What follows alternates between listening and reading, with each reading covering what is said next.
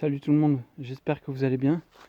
Aujourd'hui on se retrouve pour une nouvelle vidéo un petit peu particulière parce qu'avec cette vidéo je vais ouvrir une nouvelle rubrique sur ma chaîne qui sera des vidéos tuto on va dire. Donc pour le premier épisode je vous ai préparé une vidéo tuto sur comment et pourquoi dévernir son cadre de derby lorsqu'il s'agit d'un cadre chromé. Alors déjà, petite explication sur les cadres chromés, les différents modèles qu'il existe, parce que je reçois beaucoup de messages en me disant oui j'ai récupéré tel ou tel cadre, est-ce que tu saurais me dire de quelle année, quel modèle il s'agit? Alors, il faut savoir que les cadres chromés chez Derby, il y en a eu sur certains modèles de DRD de 2003 à 2007, c'est tout. 2003, les cadres de Derby chromés sont reconnaissables sur deux éléments. C'est assez facile dans le sens où, en fait, les pattes de fixation de carénage qui sont fixées comme celle-ci, là, donc pour les carénages arrière, quand elles sont placées ici, proches de la poutre, comme c'est le cas, il s'agit d'une fixation de carénage type ancien Senda, ancien DRD, type 03, etc. Donc ça, c'est le premier élément qui vous permettra de les différencier parce qu'il existe d'autres cadres où cette patte-là est beaucoup plus en arrière. Et ça, il s'agit des cadres de DRD Racing, mais en version limited. Donc c'est deux variantes. Deuxième point qui permet de savoir de quel cadre il s'agit, c'est ici, si vous avez ou non la patte de pot passage haut d'origine. Parce que certains cadres ne l'ont pas. Il faut savoir que chez Derby, ils ont sorti un DRD en 2004 qui a été équipé d'origine d'un pot passage bas. Donc il n'y avait pas cette patte-là de fixation pour un pot passage haut, il y avait une patte de fixation pour un pot passage bas ici. Alors, pour résumer un peu tout ça, lorsque vous avez un cadre devant vous qui est chromé, avec la patte pour le pot passage haut et les fixations de carénage à l'arrière, comme ceci, proche du cadre, enfin proche de la poutre centrale, vous avez là un cadre de DRD03. Sans souci, c'est un DRD03, il n'y a que ce modèle qui est comme ça. Ensuite, lorsque vous avez un cadre qui a les mêmes fixations de carénage ici, proche de la poutre centrale, mais qui n'a pas la patte de fixation passage haut et qui a la place à la patte de fixation pour un pot passage bas qui est placé ici, là vous avez un cadre de DRD de 2004. Et à partir de 2005, de 2005 à 2007, c'était les nouveaux modèles de DRD avec les nouveaux types de carénage qu'on appelle DRD Racing. Donc en fait, vous aurez des cadres chromés avec la patte de pot passage haut. Celle-là, elle revient, il n'y a pas de souci. N'oubliez pas que c'est seulement pour 2004 qu'elle n'y est pas. Mais par contre, ici, la patte de fixation de carénage est reculée car les fixations de carénage arrière sur DRD Racing ne se font pas au même endroit.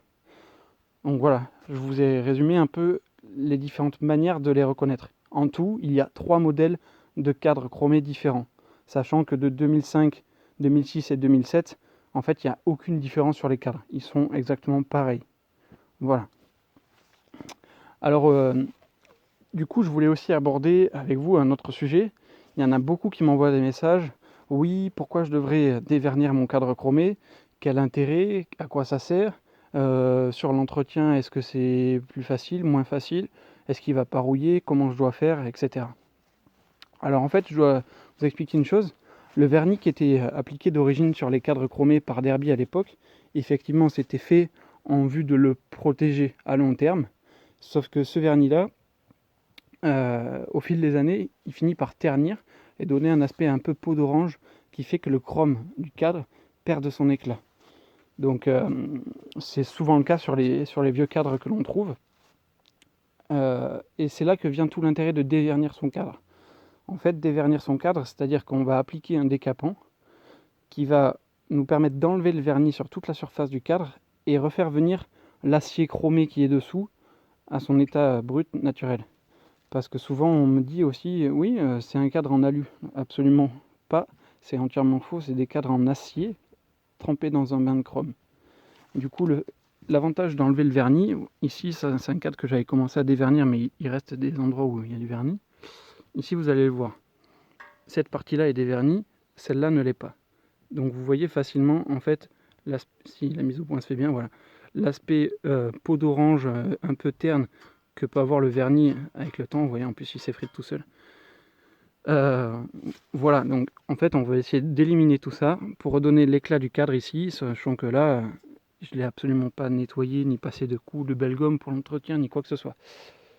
Donc l'avantage c'est déjà ça, redonner son éclat au cadre.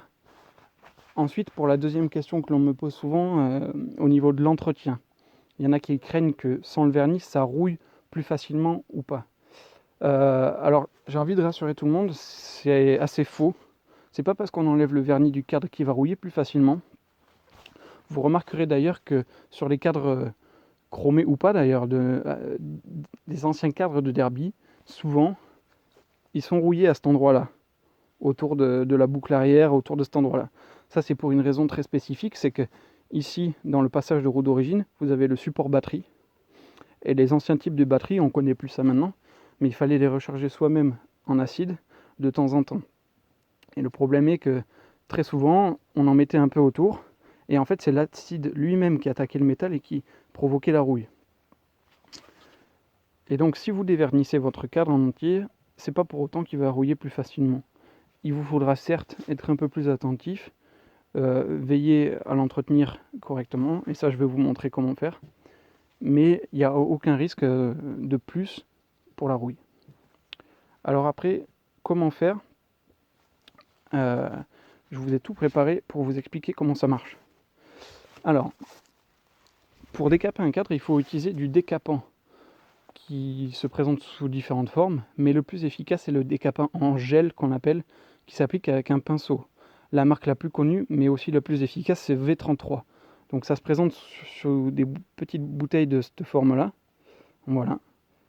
Décapant en gel spécial fer. Donc ça c'est sous une sorte de pâte épaisse qu'il vous faut appliquer avec un pinceau sur toute la surface du cadre. Une couche assez régulière mais assez épaisse aussi. En fait, vous laissez ça agir et vous allez voir que votre vernis va se ramollir tout doucement et va même cloquer, faire des bulles. Il faut savoir que d'ailleurs, on a environ, je dis bien environ parce que ça dépend des cadres, besoin d'une bouteille comme ça entière pour un cadre, à peu près. Sachant que ça doit coûter aux alentours des 20 €, il me semble. Voilà. Donc, vous laissez agir environ une demi-heure ou un peu plus, à voir comment ça réagit. Et ensuite, le meilleur moyen d'enlever tout ça, c'est, si vous en disposez d'un en tout cas, c'est de le faire avec un Karcher.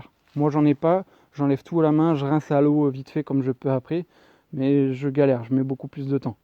Mais si vous avez un Karcher, c'est top, c'est-à-dire qu'une fois que euh, le gel décapant aura fait son effet, que c'est cloqué de partout, vous mettez un grand coup de Karcher, vous enlevez tout et vous voyez ensuite s'il y a besoin de repasser une couche de décapant, s'il reste des endroits avec du vernis ou pas. Parfois, il faut revenir sur des endroits plusieurs fois, 2, 3, 4 fois, avant que le vernis vraiment se détache. Il faut savoir que, suivant comment le cadre a été entretenu toute sa vie, le vernis est plus ou moins dur à enlever. En fait, je m'explique. Si c'est une moto qui a dormi dans un garage toute sa vie, qui n'a pas trop subi les intempéries, etc., le vernis, il sera, j'ai envie de vous dire, presque mou. Enfin, c'est pas le bon terme, mais presque mou comparé à un cadre où la moto sera dormie dehors, aura pris des intempéries, etc. Le vernis aura beaucoup plus séché et quand il est très sec, c'est beaucoup plus dur à le faire partir. Je dis pas que c'est impossible, mais vous allez y passer plus de temps. Voilà, donc ça c'est une première chose. Vous allez enlever le plus gros avec le gel décapant. Parfois, il y a des endroits un peu coriaces où ça vous donne l'impression que ça s'en va, mais ça s'en va pas. Enfin, c'est un peu particulier. Euh, Ceux qui ont déjà décapé un cadre chromé sauront de quoi je parle.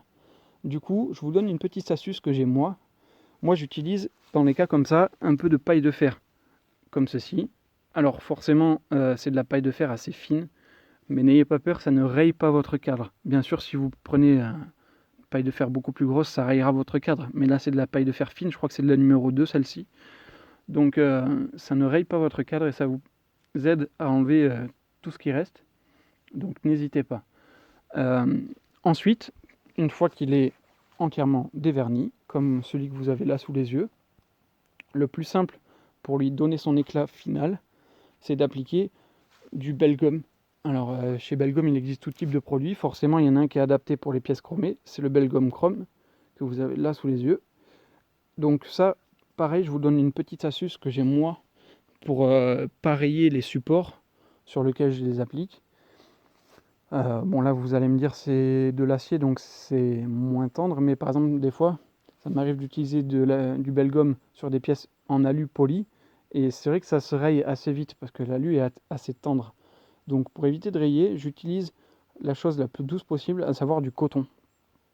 Vous achetez des petits carrés de coton qui servent par exemple à se démaquiller pour les filles ou pour les bébés, peu importe. Vous achetez ça, moi j'applique mon Belgum avec ça et je suis sûr que avec la surface douce du coton, je ne raye absolument rien. Ça c'est mon côté un peu maniaque, mais c'est une petite astuce que je vous donne. Donc voilà, vous connaissez à peu près tous les secrets pour dévernir un cadre chromé, comment et pourquoi. Après, si vous avez des questions, n'hésitez pas à les poser en commentaire. Peut-être que je pourrai vous y répondre ou d'autres personnes pourront y répondre. J'espère avoir fait le tour du sujet. Allez, je vous laisse. Je vous dis à la prochaine pour un autre tuto. Ciao.